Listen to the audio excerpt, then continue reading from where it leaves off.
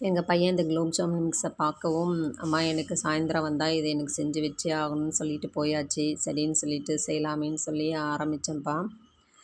சரி நம்மளுக்கு ஸ்வீட் ஒன்றே சாப்பிட்டா பசங்களுக்கு செட் ஆகாது. அதோட கொஞ்சம் காரமும் சாப்பிட்டாகணும். சரின்ட்டு தோசைக்கு அரிசி ஊற வச்சாச்சு. அதை உளுந்து ஆட்டும்போது சரி உளுத்த வடையும் அப்படியே குலோப் ஜாமுனும் செஞ்சு வச்சிடலாமேன்னு சொல்லிட்டு ஒரு 12 மணி போல் தான்ப்பா ஸ்டார்ட் பண்ணேன்.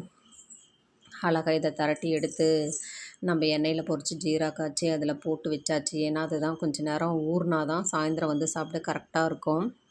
இதை செஞ்சு வச்சுட்டு அப்படியே உளுந்தும் கிரைண்டரில் போட்டுட்டு நம்ம அதையும் அரைச்சி நம்ம வடையும் செஞ்சாச்சுப்பா.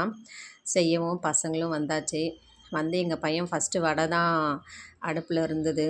அதை பார்த்துட்டு அம்மா ஏம்மா குலோப் ஜாமுன் செய்யலையான்னா, தம்பி நான் ஏற்கனவே செஞ்சு வச்சுட்டேன்டா பாடுறான்னு சொல்லவும் அவனுக்கு ஒரே சந்தோஷம். சரின்னு சொல்லி ரெண்டுமே எடுத்து கொடுத்துட்டேன்ப்பா. பசங்க என்ன தான் நம்ம காலையில் டிஃபன் கொடுத்தாலும் லஞ்ச் கொடுத்தாலும் ஸ்நாக்ஸு தேவைப்படுது.